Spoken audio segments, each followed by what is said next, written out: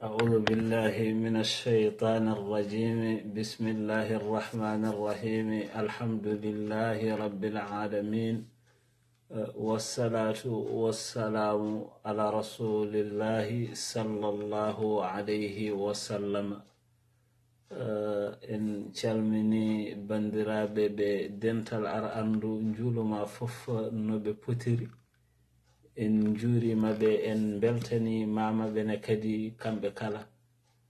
en calmini dendagal dente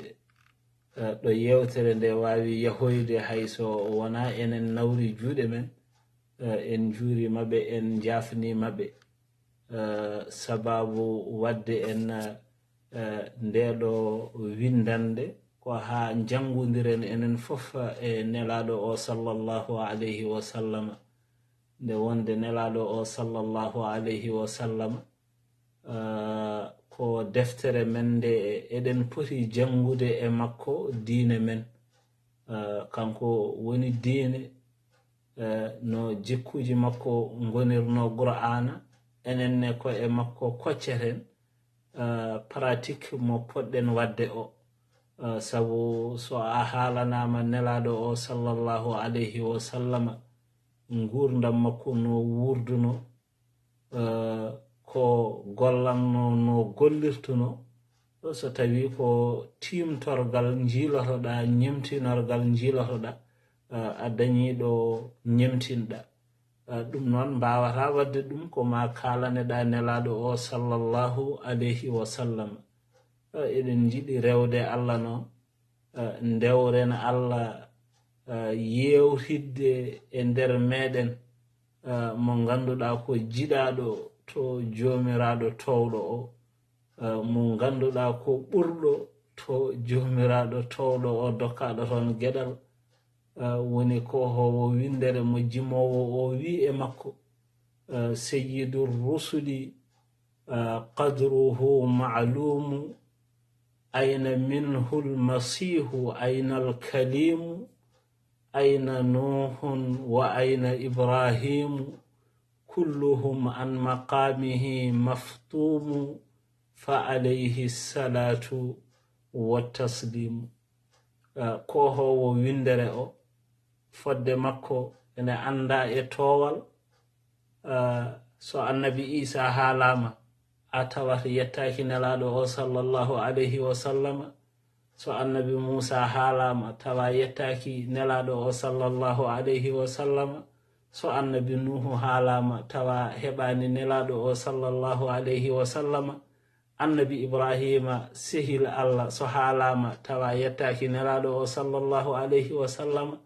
kamɓe fof ga nelaɗo koɓe entaɓe, ɓe jettaki nelaɗo o sallllahu alayhi wa sallam. yo kisal e yurmede e barkeji Allah gon e nelaɗo o sallllahu alayhi wa sallam. o wi ayna jibrilu, ayna israfilu, ayna mikailu, ayna israilu, fa alayhim turran lahu tafdilu, wa bi mi'rajihi dalilun qawimu, fa alayhi salatu wattaslimu. ayna kullu al-awalimi al-ulwiyya, ayna kullu al-awalimi sufliyya, ayna kullu al-wara bi kulli maziyya, innama fawqahu al-aliyyu al-azimu, fa alayhi salatu wattaslimu. Seydina Jibril ko haalate e dokke ɗe Allah rokki ɗum, teddungal ngal Allah rokki ɗum, a tawat nelaɗo o sallllahu alayhi wa sallama ene ardimo. ƴeewa Israfil ko haalate e ɓure mum, kono nelaɗo o sallllahu alayhi wa sallama ardimo. ƴeewa Mikail ko haalate e geɗe mum, nelaɗo o sallllahu alayhi wa sallama ardimo. ƴeewa Israil ko haalate e geɗe mum, tawa nelaɗo o sallllahu alayhi wa sallama ardimo. ɓeɗo fof nelaɗo ene joganiɓe ɓural. ƴeewa noon roƴƴerede nelaɗo o sallllahu alayhi wa sallama, o yeehi yiidoyde e joomiko ko hay goto dañano. ɗum ɗo ko ɗum dalilu timmuɗo mo ganduɗa kadi ko pocciɗo mo ene andinma nelaɗo o sallllahu alayhi wa sallama ko ɓurɗo. wadde noon yo kisal e yurmede won e oɗo nelaɗo sallllahu alayhi wa sallam ɓurɗo wadde sa ƴeewi windere nde tagore Allah ko woni dow tagore Allah ko woni less dendangal binde ɗe fof a tawat nelaɗo o sallllahu alayhi wa sallam ɓuri heedi dow nelaɗo o sallllahu alayhi wa sallam tan ko jomiraɗo fa alayhi salatu wa taslimu yo kisal e yurmede barkeji Allah yo gon e nelaɗo o sallllahu alayhi wa sallam ko oɗo de woni mo jiɗɗen haalde haala mum oɗo woni mo jiɗɗen yewtude geɗe mum hayso en mbawa eɗen eto sabu gilli men e makko jewten e oɗo nelaɗo o sallllahu alayhi wa sallam ko joom ibnu muhayyab o wino e makko nabiyun azimul qadri bilhaqqi mursalu yuallu bihi mudh kana tiflan wa yunhalu falillahi minhu wahwa a'la wa akmalu aminun li irshadi l'ibadi mu'ahhalu habibun bi asrari l'qulubi munabba'u sallallahu alayhi wa sallam ko neɗɗo joom ɓural neɗɗo joom teddungal neɗɗo mo Allah ɓurni e kala sifa o nelaɗo Allah sallallahu alayhi wa sallam jiɗɗen yewtude e mum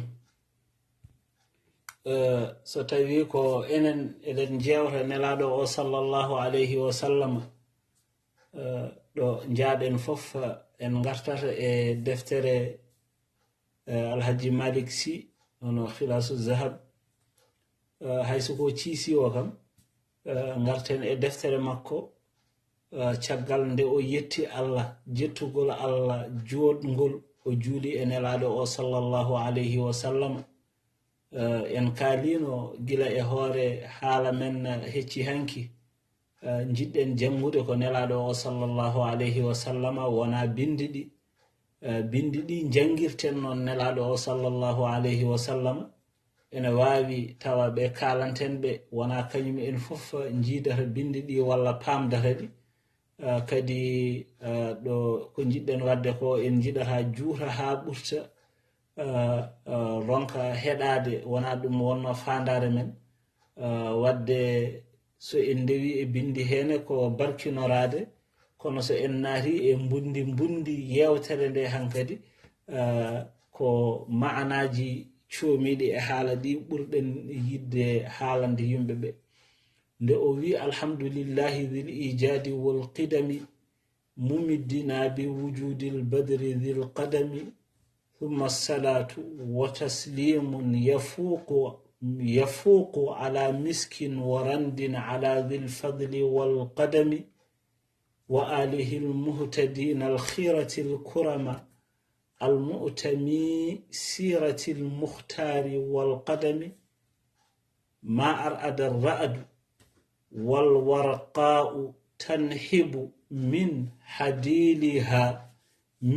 هديلها وجرى دمء من القلم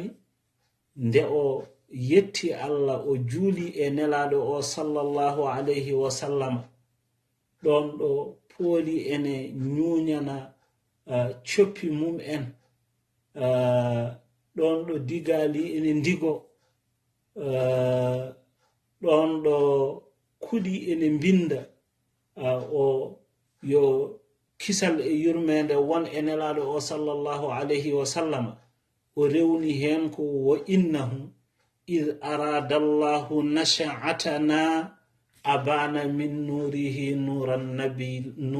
nabil alami nde jomiraɗo towɗo o haaji wonnude ende o yaltini e nder annore makko annore nelaɗo o sallllahu alayhi wa sallam ko ɗon noon natirten windande men hande